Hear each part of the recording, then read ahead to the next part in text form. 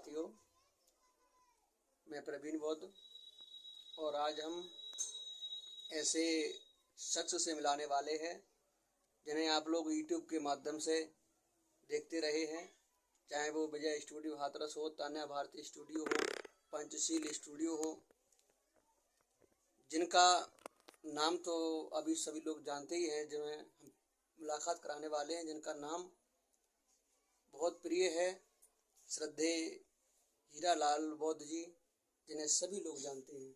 वो शख्स आपके सामने बैठे हैं।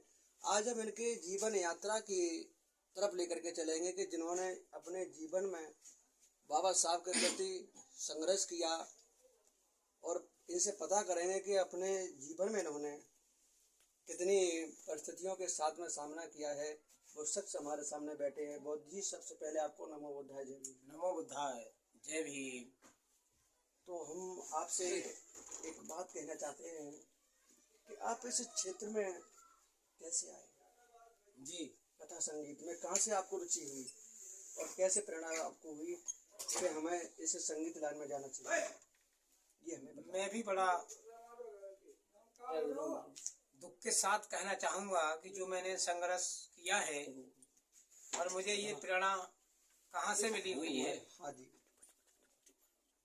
देखिए, मैं पक्का पहले घस खोदा था, खेती पाती करने वाला था, लेकिन थोड़ा पढ़ा लिखा था। तो मैं एक बार मेरी मौसी का लड़का दिल्ली गया, दिल्ली से टेप खरीद के लाया और आधार चेतन उनकी कैस्टें बहुत उस समय अच्छी तरीके से चल रही थी, तो उन्होंने नरसी का भाव सुनाया तो मेरे दिल में बैठ गया वो। मैंने कि मैं ये काम करूंगा, और जिन्होंने ये नरसी का भात गाया है स्वामी आधार चेतन बाबा जी ने, तो मैं उनका दर्शन भी करूंगा। तो मौका लगा तो मेरे गांव के पास में एक गांव है जिसे गुलाबी नगरा कहते हैं, तो गुलाबी नगरा में आधार चेतन जी आए हुए थे, तो उन्होंने जो है वहाँ अपना कार्यक्रम किया था। अच्छा बौद्ध जी, पहले हम एक बात तो बताना चाहेंगे। इस बौद्ध कथा लाइन में सबसे पहले मेरे होश में तो मैंने आपको ही देखा। क्या इससे पहले और भी संगीतकार हुए बौद्ध कथा में कि आप ही हैं सर्वप्रथम? इस क्षेत्र में तो अपने क्षेत्र में डिस्ट्रिक्ट फरकाबाद से लगा के कासगंज और एटा इटावा तक, इधर बदायूं तक, बरेली तक उस समय कोई भी नहीं था। इस क्षेत्र में यानी कासगंज जिला में एक हीरालाल बौद्ध जी हुए हैं जो हम आपसे बात कर रहे हैं। हाँ, उस समय जय भीम भी नहीं कोई जानता था। जय भीम भी इस क्षेत्र में नहीं जानता था। हाँ, जानता था तो कोई बड़ा आदमी पढ़ा लिखा वो जानते थे, लेकिन और नहीं जानते थे यहाँ पर। तो आपने सर्वप्रथम अपने जीवन में जब इस लाइन में नहीं थे, उससे पहले गुरु आपने किसको बनाया? हाँ जी, बता रहा हूँ। हाँ, तो आधार चेतन जी का जब कार्यक्रम हुआ तो उसमें मैं गया, तो मैंने उनके लिए गुरु माना था। उन्होंने कहा बेटा तुम आगे बढ़ सकते हो, ऐसी कोई बात नहीं है। हाँ, तो मैंने उनके पैर छुए थे, तो उन्होंने आशीर्वाद दिया था, और मैं बहुत दिनों तक उनके पास रहा भी था, उनके कोठी पर भी गया था। उसके बाद में तब मैंने उनकी कथाएं उन्होंने कुछ बताई, और कुछ उन्होंने ये बताई बेटा याद करो। तो मैंने आधार चेतन की 26 कथा कंठस्थ याद की थी।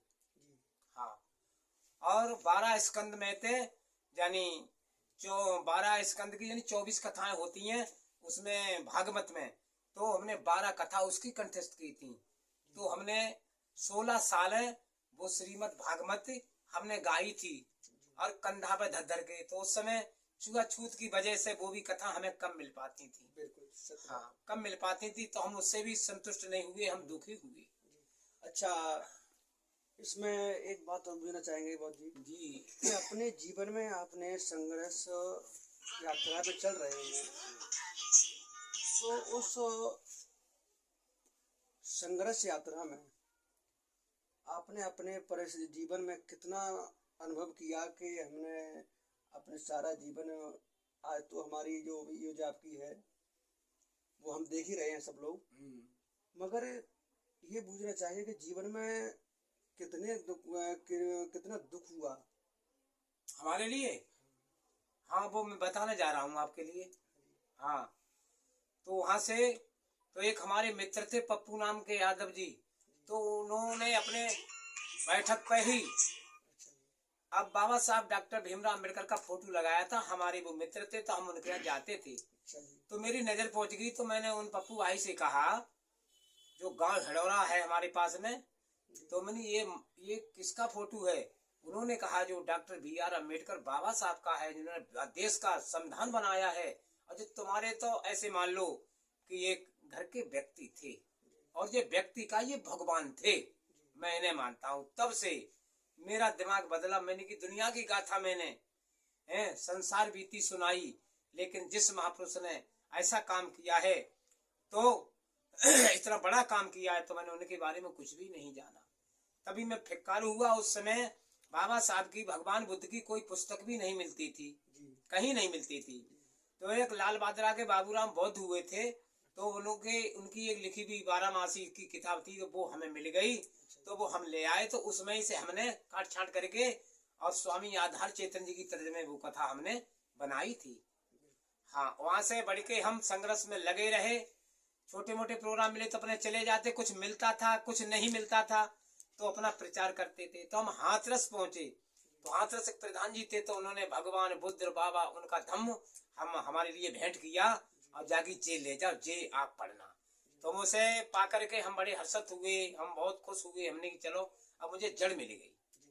हाँ, उसके बाद में फिर हम बाबा साहब का लिखा हुआ, यानी एक भाषण काफी मोटा है, वो लेके आए। उसके बाद में भारत के आदिवासियों का इतिहास लेके आए, और बाबा साहब का जीवन संघर्ष लेके आए।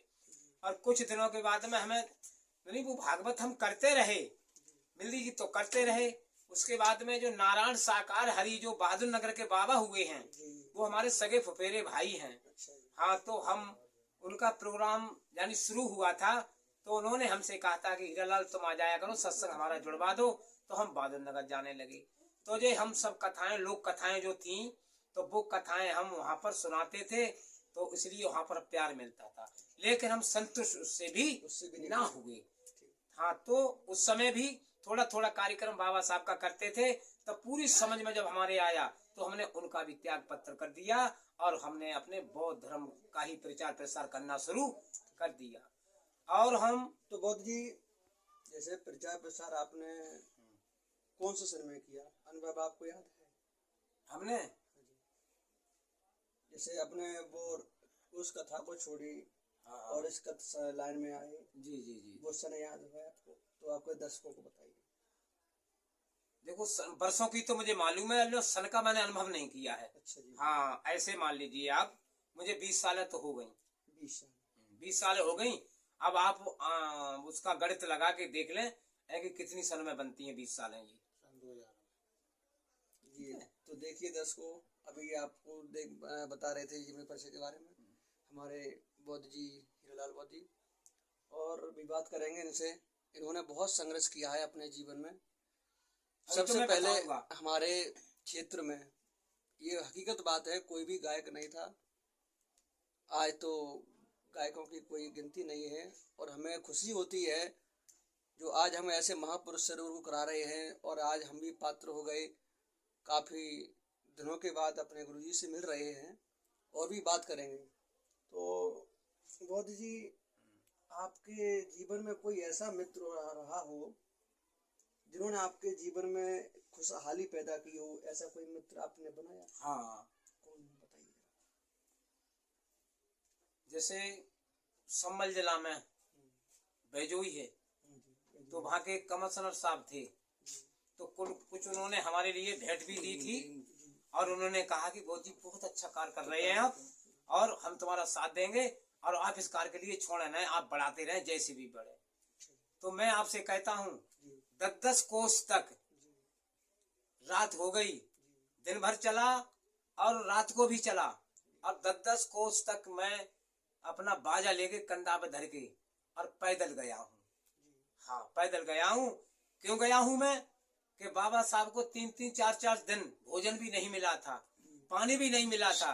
एक ब्रेड मतलब खा करके 24 घंटा तक काम करते थे। तो मैंने कि उन्होंने मेरे साथ में सब कुछ कर डाला है, तो मैं क्या ये नहीं कर सकता हूँ? ये नहीं कर सकता हूँ?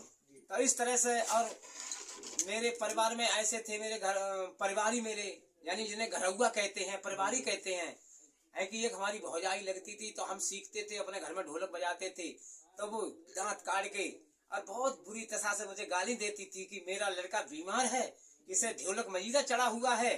तो हमसे लड़ाई लड़ती थी, कई बार झगड़ा हुआ। हम उसके हाथ जोड़ते थे तो हम कहते थे कि मैं अपनी प्रैक्टिस कर रहा हूँ, मुझे कोई खुशी नहीं है, खुशी इस बात की नहीं है। तो इन चीजों से भी बचा, और आज भी मेरे गांव के लोग जीना मुश्किल करे हुए हैं।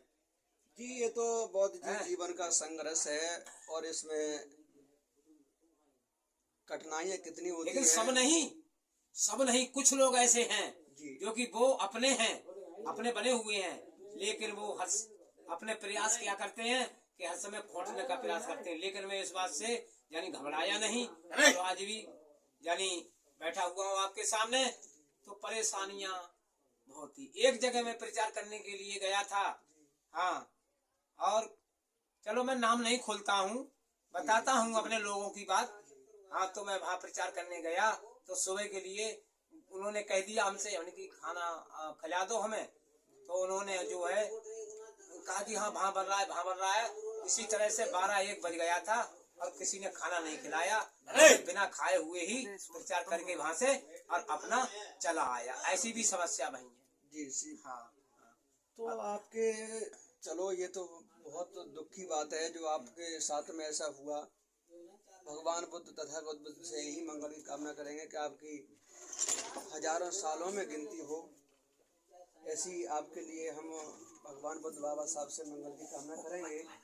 ऐसे शक्ति हमारे बीच में हमेशा बने रहें। खैर, और भी बात करेंगे। जीवन में आपके जिन्होंने आपका साथ दिया हो, ऐसी कोई शख्स आपको जानते हैं जिन्होंने आपकी संगीत लाइन में साथ दिया हो? सबसे पहले कौन था? सबसे पहले बादल। हाँ, सबसे पहले हमारे क्षेत्र में जो सिसौर है, वहाँ के श्री कृष्ण नाम के ढोलक मास्टर, उन्होंने हमारा साथ दिया था।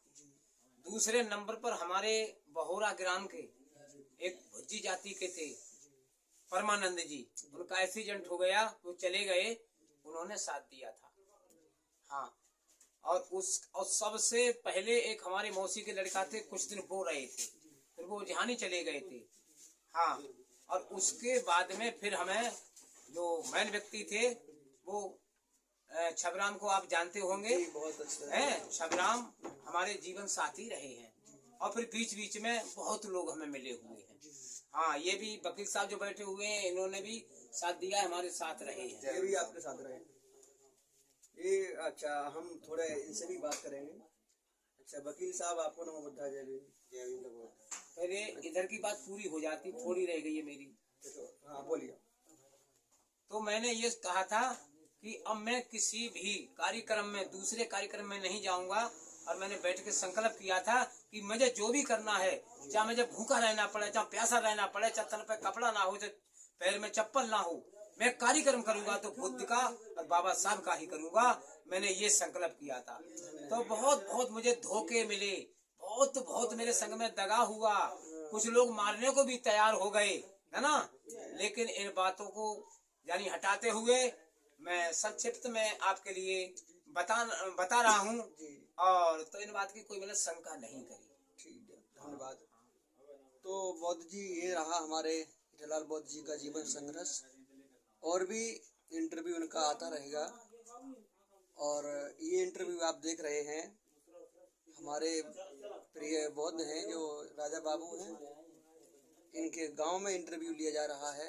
गदरौला गांव है, गदरौली, यहाँ से इंटरव्यू लिया गया हमारे बौद्ध जी का। और हमारे साथ में जो वकील साहब हैं, इनसे भी कुछ बात करेंगे। वकील साहब जी, अपने जीवन के संघर्ष के बारे में बताइए, कैसा आपका जीवन रहा? गुरु जी की कृपा से सब कुछ हुआ रहा। पहली बात तो हमारे हीरालाल गुरु जी हैं, वो तो सभी अगर वो नहीं रखते तो हम नहीं कहूँ पढ़ पाते। भाई सत्य बात तो है। सबसे पहले शख्सियत हमारी महान मूर्ति सामने बैठी हुई है। इन्होंने, अब बता रहे हैं हमारे वकील साहब जी के, इन्होंने सब कुछ दिया है। बाबा साहब तो हमारे सारे भारत को ही देकर गए हैं, लेकिन हमारे जो शिक्षित बैठे हैं संगीत लाइन में बहुत साथ दिया है हमारा। हम तो यही बात कहेंगे कि जीवन में कथावाचक तो बहुत होते हैं, मगर संघर्ष जिन्होंने किया है वो हमारे सबसे ज़्यादा हीरालाल बौद्ध जी को जाता है। तो मैं अपनी बात को यहीं पर समाप्त करता हूँ। बौद्ध जी को नमो बुद्धाय, जय भीम। आपके लिए भी नमो बुद्धाय, जय भीम। और एक